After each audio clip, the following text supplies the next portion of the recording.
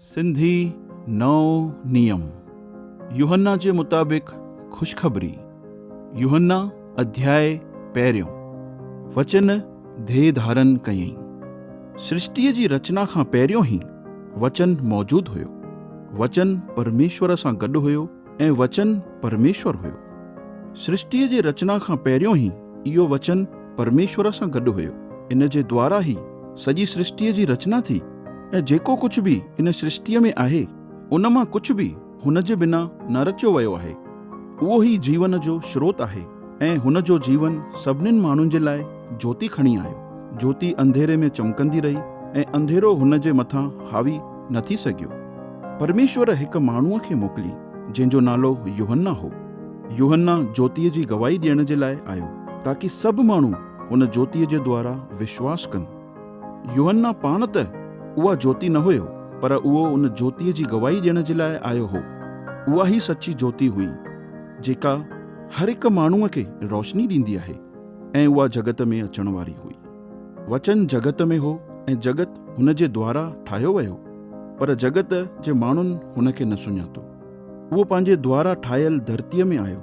हुन जे पंहिंजनि संदसि खे स्वीकार न कयो, पर जेतिरनि माण्हुनि बि हुन खे स्वीकार कयो, मतिलबु हुन जे नाले ते विश्वास कयो, उन्हनि सभिनीनि खे हुन परमेश्वर जी संतान थियण जो अधिकार ॾिनई। इहे परमेश्वर जी संतान पंहिंजे माता पिता जे मिलण सां न ठहिया आहिनि, पर परमेश्वर जे द्वारा ई ठहिया आहिनि। वचन देह धारण कयईं ऐं माण्हुनि जे विच में अची करे रहियो। उहो अनुग्रह ऐं सचाईअ सां पूर्ण हुयो। असां हुन जी अहिड़ी महिमा ॾिठी जीअं हिकु पुटु पंहिंजे इकलौतेपन जी वजह सां पंहिंजे पिता खां पाईंदो आहे। यूहन्ना इन जे बारे में ई माण्हुनि खे गवाही ॾिनई कि इहो ई आहे जंहिंजे बारे में मां तव्हांखे चयो हो कि मूंखां पोइ हिकु अचण वारो आहे जेको मूंखां बि महान आहे, छोकी उहो मूंखां बि पहिरियों मौजूदु हुयो। हुन जी भरपूरीअ जे करे ई असां सभिनीनि अनुग्रह जे मथां अनुग्रह पातो आहे।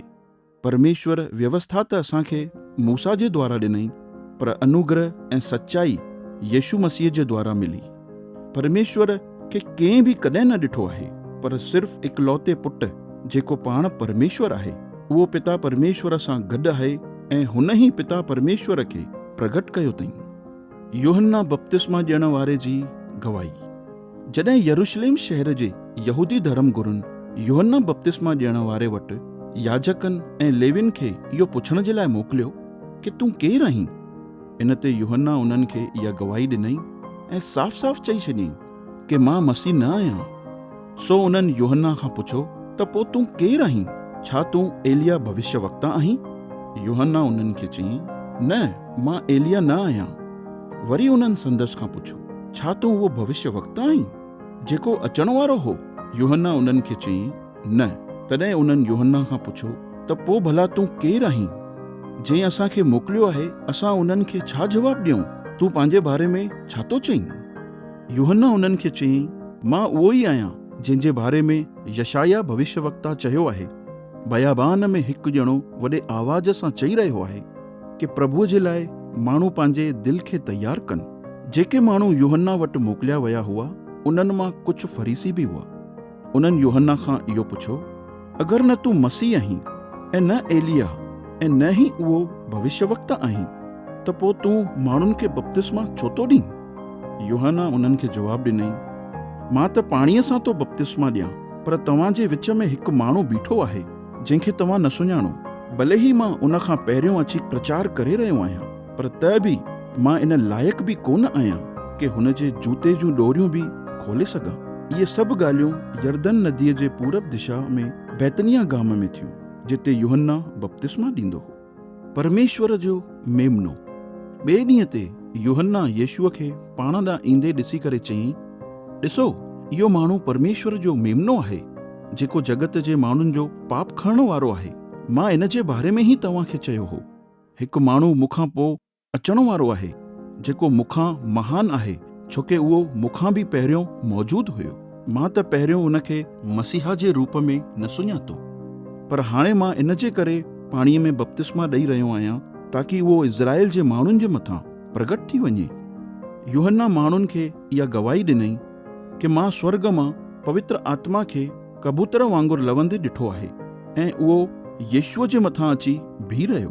इन खां पहिरियों त मां हुन खे मसीहा जे रूप में न सुञाणींदो हुउमि, पर परमेश्वर जंहिं मूंखे पाणीअ सां बपतिस्मा ॾियण जे लाइ मोकिलियईं, हुन मूंखे ईअं चयईं, जंहिंजे मथां तूं पवित्र आत्मा खे लवंदे ऐं वेहंदे ॾिसीं, उहो ई आहे जेको पवित्र आत्मा सां बपतिस्मा ॾींदो।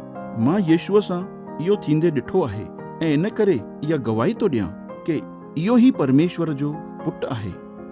यीशुअ जा पहिरियां चेला। पोइ ॿिए ॾींहं ते यूहन्ना बपतिस्मा ॾियण वारे जा 2 चेला संदसि सां गॾु बीठा हुआ। जॾहिं यूहन्ना यीशुअ खे उतां लंघंदे ॾिठईं त ईअं चवणु लॻो, ॾिसो, इहो ई उहो माण्हू आहे जेको परमेश्वर जो मेमनो आहे। इहो ॿुधी करे यूहन्ना बपतिस्मा ॾियण वारे जा उहे 2 चेला यीशुअ जे पोयां पोयां विया। यीशुअ मुड़ी करे उन्हनि खे पंहिंजे पोयां ईंदे ॾिठईं त उन्हनि खां पुछईं, तव्हां मुंहिंजे पोयां छो अची रहिया आहियो? तव्हांखे छा खपेव?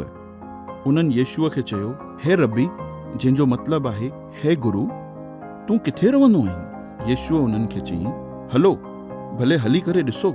सो उहे हुन सां गॾु विया ऐं वञी करे उहा जॻहि ॾिठऊं। जॾहिं उहे यीशुअ सां गॾु विया त उन वक़्तु शाम जा लॻभॻि 4 थिया हुआ। उन ॾींहं ते उहे यीशुअ सां गॾु रहिया। जेके 2 चेला यूहन्ना बपतिस्मा ॾियण वारे जी ॻाल्हि ॿुधी करे यीशुअ जे पोयां पोयां विया हुआ, उन्हनि मां हिकु शमौन पतरस जो भाउ अंद्रियास हो। अंद्रियास पहिरियों ई वञी पंहिंजे सॻे भाउ शमौन खे ॿुधायईंसि, असांखे मसीह मतिलबु ख्रिस्त मिली वियो आहे।